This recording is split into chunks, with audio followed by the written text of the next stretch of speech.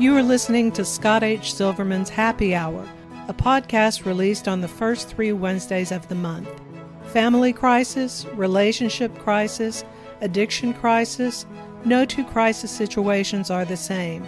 They vary by family, individual, and relationship. They can encompass complex family dynamics, emotional distress, anger issues, and entitlements, and often involve substance abuse. This podcast addresses these issues and others surrounding the addiction epidemic currently plaguing this country and the world. There is hope and help. Are you stuck, scared, or unsure of what to do next? If a situation with a loved one, spouse, or even a child has started to spiral, possibly becoming dangerous or threatening, it's time to seek help. My name is Scott H. Silverman. I help families navigate crisis situations. I'm the person you turn to in order to get you and your loved ones unstuck.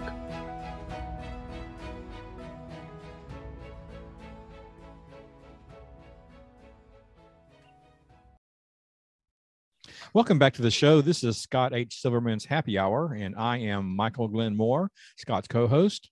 Scott, it is, well, I don't want to date us, but we're in the middle of March. How are things going with you?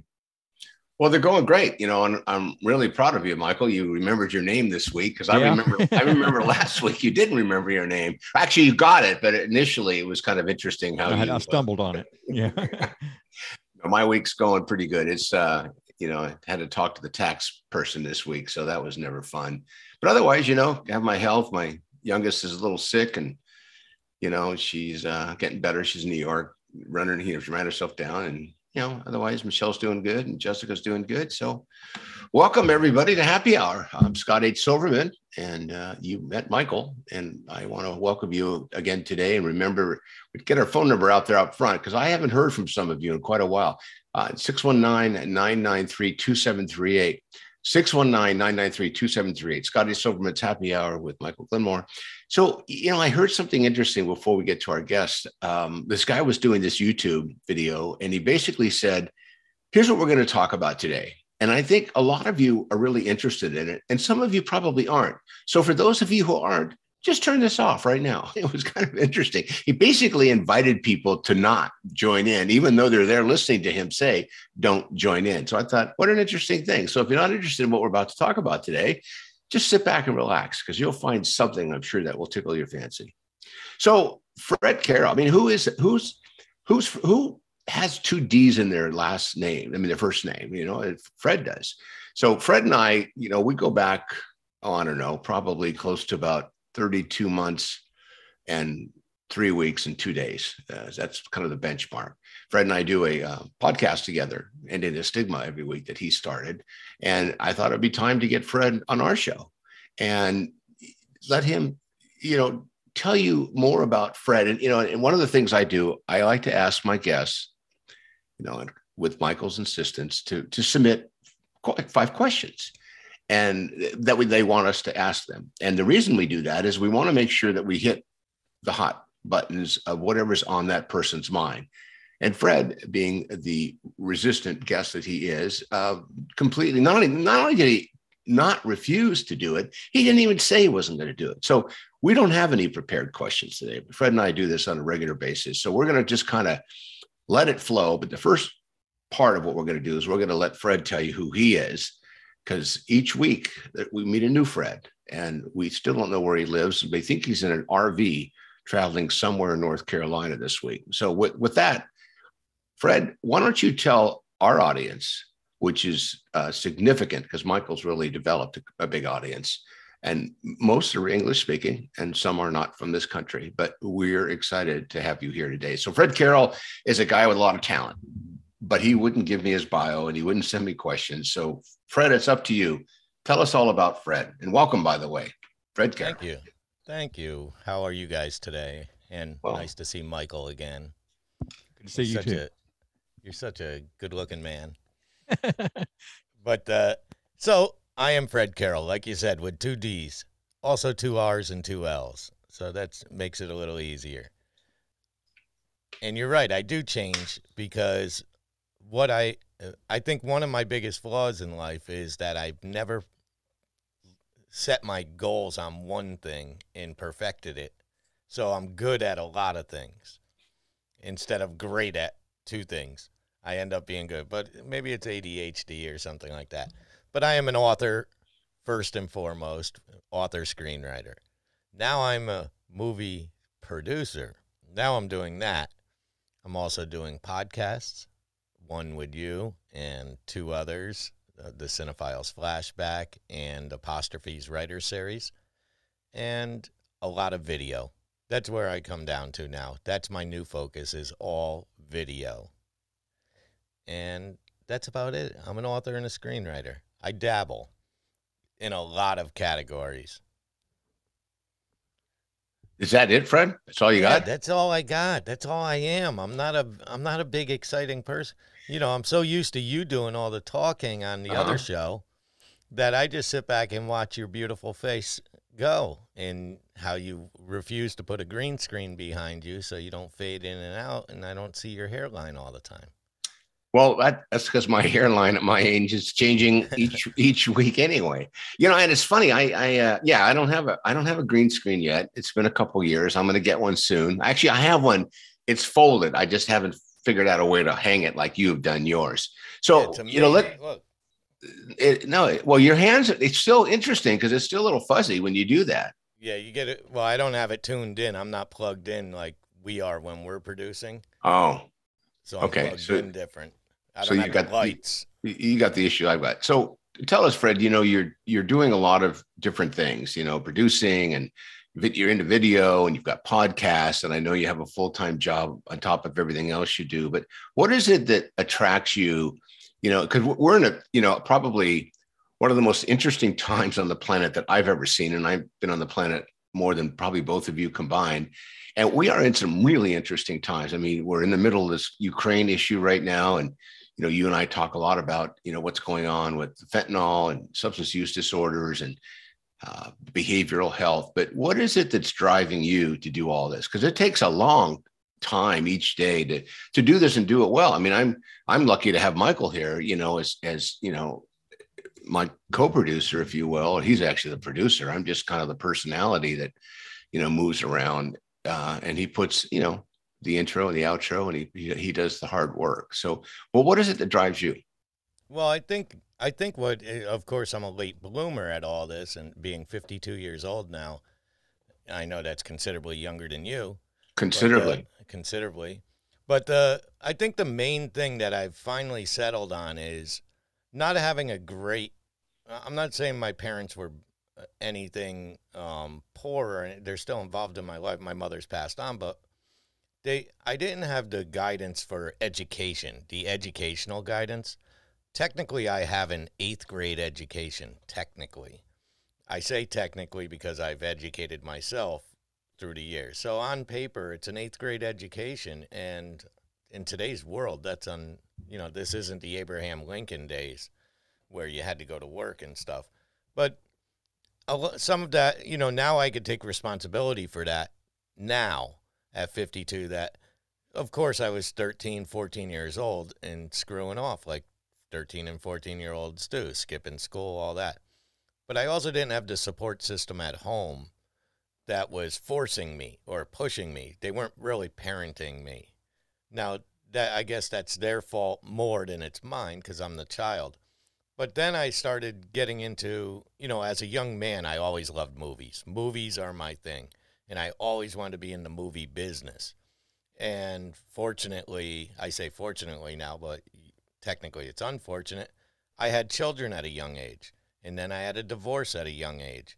And I became the custodial parent at a young age. And I had to put all my, like many parents do, you put your dreams aside and you go to work. You simply go to work. And those years are important now, because I was able to study my craft. I never gave up on my dream. I just knew it wasn't obtainable at that moment. So I knew one day it would be, and that's today. Today's the day, you know, and tomorrow's another day.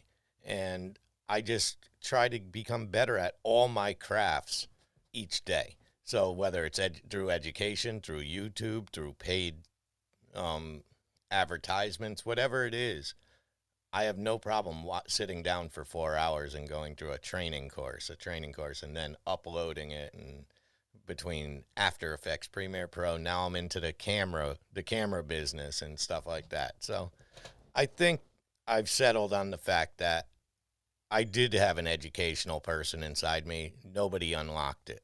I probably could have been more, but I'm not ashamed of what it turned out to be.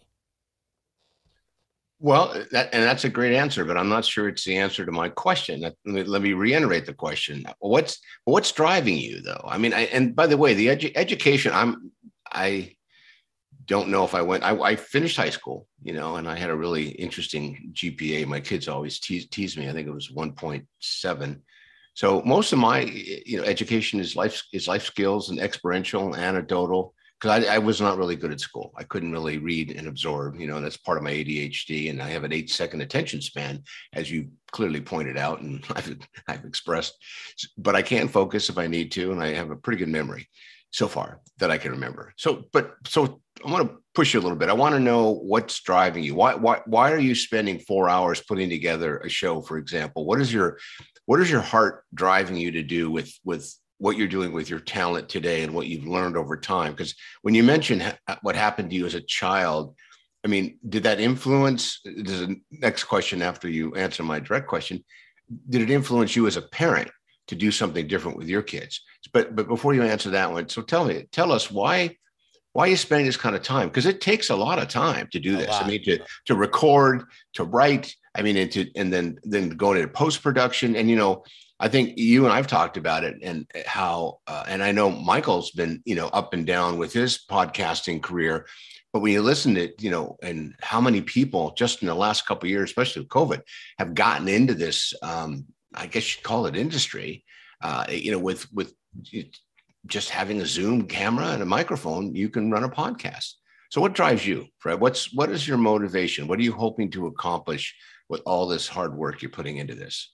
Different mediums. I think one of the main things is I've never had a job that I actually fell in love with. Never had a job that paid the bills, a paying job and that's what I'm seeking. That's what I want to be, and I enjoy it. I enjoy the hell out of it. I love all this audio. And my father was very much like, my father was a computer expert in the 60s and the 70s. So I grew up in computers. And I had a home computer in 1978. Nobody had that. And it was just something that was around me. So you don't realize it at the time that you're soaking that in. But I am his son. It turns out the DNA is correct. And I love all this audio stuff. I love the video. I love the stories of, they like to call them overnight sensations, but most overnight sensations took 30 years to get there. And that's what nobody ever sees the 30 years, you're working at the bar or you're working on the side of the road, doing whatever you have to do to make money. But I believe in dreams. I like the dream. I like chasing the dream. I've never accomplished the dream yet, but I'm confident enough in my abilities that I'm getting there each day. And I'm not a naysayer necessarily of, tomorrow's not going to come, all that. I don't worry about stuff that I can't control. So I'm still going to go to work. I'm still going to pay my bills, but I'm going to put some time aside. And that's the benefit of having children at a young age.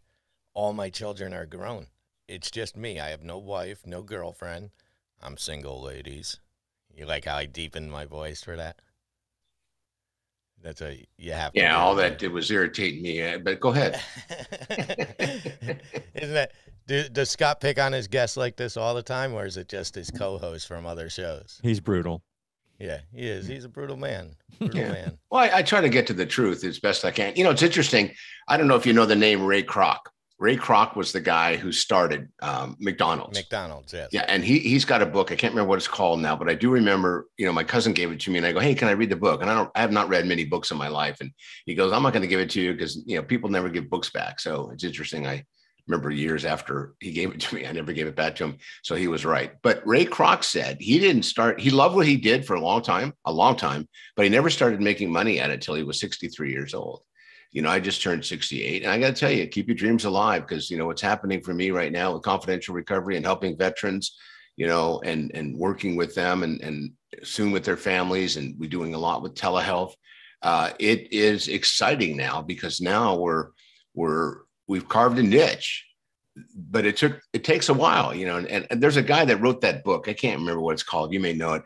It's got a match on the cover. He talks about how careers take 10,000 hours, or so your passions or your mission, it takes about 10,000 hours really to master it. So there's always hope. Be patient. You'll get there. Don't give up. So Michael, I want to have you jump in, because this is your industry as well. What do you want to ask Fred, and what is it you're thinking? Well, I actually had something to ask him that's not related to podcasting, though. We talked before we started recording, Fred, that I remembered you from being on my show, and I remember a story, since Scott gave you trouble about your name, F-R-E-D-D, and your two D's, that there is a story behind that your father's name is F-R-E-D, and Right. you're F-R-D-D, EDD, for a reason. Why don't you tell us what that is? Okay, the story behind it was having my first child. When I had my first child, I was still high school age, just about on the edge of 18. And when this is going back to pre-DNA and stuff, when they did paternity suits with blood tests, we received at my house a letter for Fred Carroll for a paternity suit. And rather than me being the culprit automatically, nobody put it two and two together that I was also Fred Carroll. So instead, I think it was 3 days, it's going back time now. My daughter's almost 33 now. But so I listened to my stepmother and my father argue for approximately 3 days, I believe it was, two nights, 3 days, about why my father was involved with a 17-year-old girl. And then all of a sudden, I was telling this story the other day, that I could almost remember the moment that it all clicked, because all of a sudden the house went silent, because I lived in the attic. I had an attic bedroom, but all of a sudden I could hear footsteps. The fighting stopped. Like, both of them came to this realization at one point, wait, there's another Fred. And I could hear the footsteps, and it took forever. I heard them coming up the stairs, and all I heard was my father took these 4 papers, legal papers, slapped them down on my bed, and he said, from now on, your name's got 2 D's and mine has 1. And he walked out. That's epic. Yeah. What a story. Yeah. So you flashed a screenshot of your podcast. Why don't you go ahead and do that again? Because I don't think it was up long enough. But there we go. Ending the Stigma. And you do that with Scott. Is Scott in all of your episodes? Yep. Scott and me are partners in this. This is our little endeavor, and it grows. It grows, and then we're still trying to get into the market. We thought we were early to it, but unfortunately, and fortunately, I guess, in podcasting, there are millions. I think Scott mentioned this before. There's hundreds of millions of people out there talking mental health, talking entertainment, movies. To find a niche is hard. We've been at it about a little over a year now, and we're not giving up on it, put it that way. We're quite content talking to each other, I guess, about it, because I think we're a decent team. I think we bounce off each other well. Yeah. Fred's like my therapist now, because my therapist won't even return my emails. So yeah.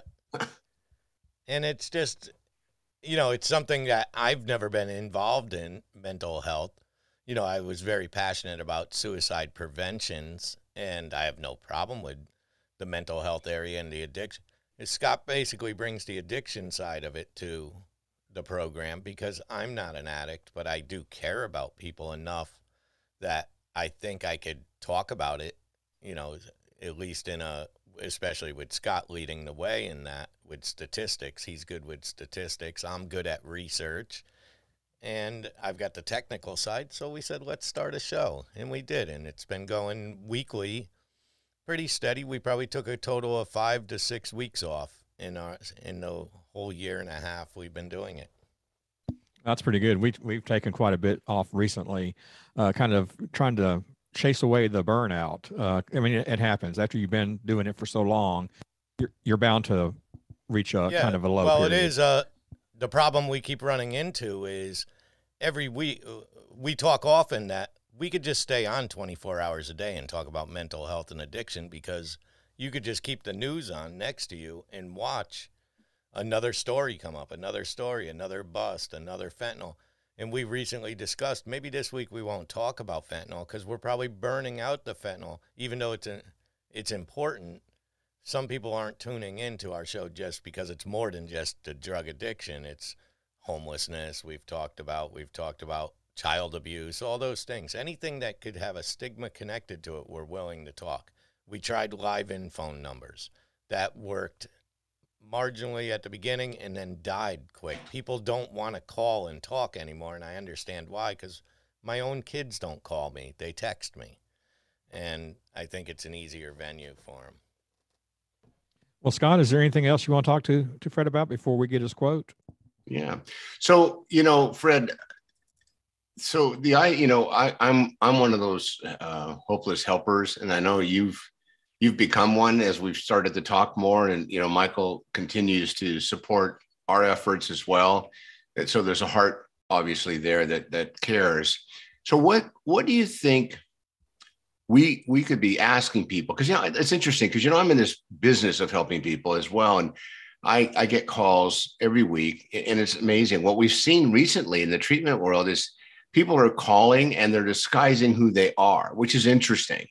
They're not even they're calling the office and, they're leaving maybe even a voicemail, and they're not even, and they're putting in a bogus name and a bogus number, which is interesting because with caller ID, you can pick it up. So I know that the level of need that people have today is greater than ever to reach out and at least, and they're tired of suffering, but they don't know what to do. So how do we help them navigate? So I think that's my question is, what do you think we could be doing better, as podcasters to help people take a higher level of interest in what they need to do to find the tools that they need, or at least the navigator or someone who can point and go that way, or try this, or may we suggest, because it's interesting how these hotlines that, the government sets up, a lot of times they get calls, but most times, I don't think people who really need to make the call are actually making the call because they feel like there's no hope. Well, I think trust is a huge issue.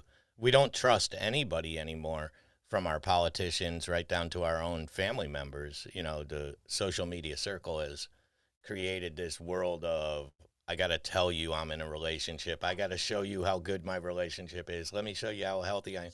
And then it becomes a lie, and they start believing the lie. Even if they have a mental health issue, they tell you, I'm fine, I'm doing great. Especially men, we talk about that a lot. It's still difficult for men, especially in our age ranges, to come out and say, I need help, because we were raised with suck it up.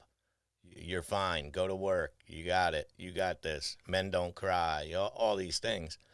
But I'm starting to see the most important thing is, and I learned this through my parenting, that because everybody is so different from the next person, even in the same blood family, like my children, for instance, one of my kids, I have to be a raving maniac before I could even get him to move and clean his room when he was younger. But the other kid, if I acted like that, would break down and cry. Same parents, same DNA, but you have to individualize. So I think we got to create better options. And what I mean by that is, let's put it in mental health, in that realm of things. People, not your mental health issue and mine could be exactly the same, but our solutions to it or our way we go about it is completely different. So we need to create those options for people, because what helps you may not help me. And we have to regain trust somewhere. And it's not found in government. And I think we both agree that all this stuff from addiction all begins with mental health. Mental health, to me, is the answer to most issues in the world, where we've talked about how we believe addiction, let's say on a low side, 80% of addiction has a mental health aspect before it, whether it was trauma, childhood trauma, and they're trying to mask it. So maybe if we start focusing on that and make it okay, and that's what we're trying to do, I believe. That's my goal, at least, is just to make it okay. Scott, I was just wondering, since the COVID, AA meetings and NA and all the other anonymous groups are meeting via Zoom. Have you found that that's a better layout now than it was before when most of the meetings were personal? I mean, are more people available now that they're doing Zoom, so they're getting more help? It's a great question because it's kind of mixed. And what's happening now, I mean, I go to a Zoom meeting. I haven't been to an in-person meeting in a couple of years. And my group meets 6 days a week, and I probably average, even if I just pop in for 10 minutes, 4 meetings a week. So for me, from a convenience perspective, I really like it. But there's a lot of people who, the meetings are now coming back out. People are, opening their doors now.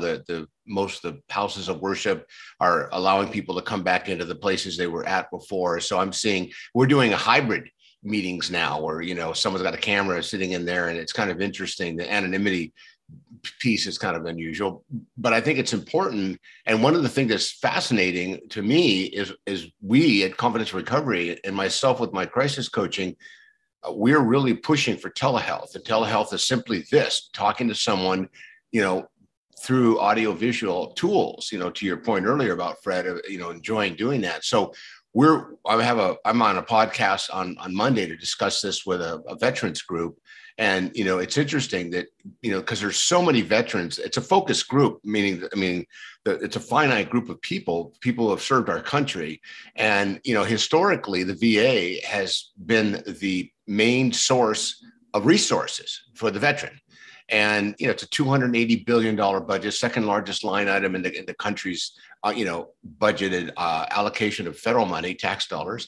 And most of the reviews over the last couple of decades is people have not been real happy with the VA. I mean, for medical procedures, for surgery, transplants, things of that nature, but across the country. And they're now starting to talk about closing up some of them that aren't experiencing the foot traffic they used to because they're expensive to run. Old buildings need to be upgraded, da, da, da, da, da.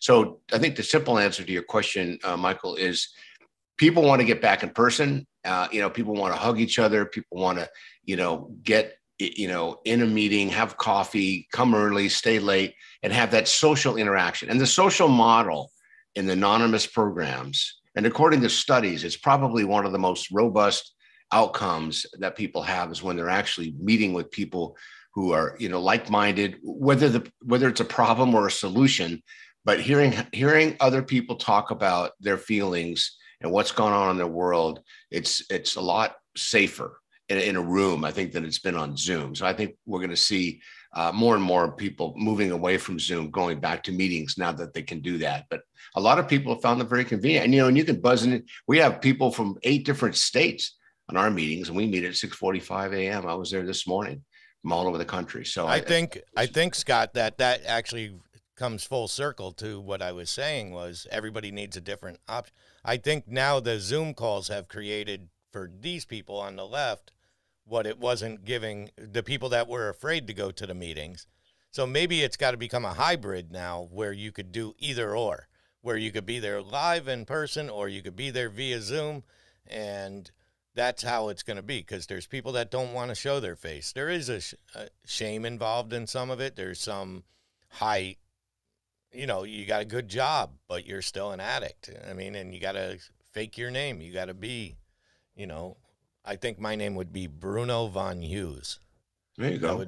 That would be my name. And to wrap up on the question, I think the idea of this kind of communication, telehealth, as you said, it gives someone a chance to get exposed to what happens in a meeting, and they can do completely anonymously. They can put whatever name they want on the screen. They can block out their face. And, especially when, the population that I've served over the years, first responders, legislative leaders, attorneys, doctors, professionals, what a great way to get help, and most of the therapists that I know who have been solo practitioners in the last couple of years almost all their practice now is done this way. I mean, they're not seeing clients in person, and it's hard to hire therapists to come into a group setting, because we've always maintained mask to mask. We've had classes for people that want to come in, maintain the protocols and all the different areas to be, safe. But it's amazing how this has opened up a whole new world. And I think not only just for treatment, but also for communicating for work, communicating with families, finding ways to, get involved with other things that you haven't done before because you didn't want to drive across town, or you can't anymore, or, you were embarrassed about something. So I think it's really opened a lot of, great opportunities. I do think, Scott, that one positive to the COVID stuff and the lockdown, I'm seeing people who are now, like, just for instance, missing a concert, a band, and not worrying about it like they used to. That's just extra stuff. Yeah. They're comfortable now with their family or this person, or just playing a board game again, or sitting home and playing cards. They're not worried about going out. They're not missing it as much because we've adjusted because we had to. Right, but it's probably a positive in that we did need to get back to some of those 1970s, 80s vibes where, we had a hula hoop. We played with jacks. And you even go back further to the slinky, So I don't know. I think it's very interesting, the world we're living in. Wait, are you saying the slinky was before jacks? I don't know. I'm just trying to poke you. I'm just trying to poke the bear here. I know, I understand, and I think jacks were before slinky because we'll edit it. Well, because kids were they were starting to eat jacks, and you couldn't eat a slinky, and that was a problem. Yeah. Okay, Michael, back to you, brother. Well, I think we're about to call the show an end. I don't have anything else to ask Fred. Fred, you've got a quote to see us out, though. Why don't you go ahead and do that? Yeah. Well, I want to give two quotes, because one of them is the most important quote that Scott taught me, and that's, if nobody has told you they love you today, we love you. But that's one of them. And I say that every week now on my show, and that's a big, far reach compared to a year ago when I never even used the word love. And that's between me, my children, my family, and everything. Now I say it like it's nothing, right, Scott? Yeah, like it's a Slurpee at one of your fast food. Exactly. But my quote, which I like to involve my video, my art, my musicianship, all those things, and it's: life isn't a support system for art, it's the other way around. Art is a support system for life.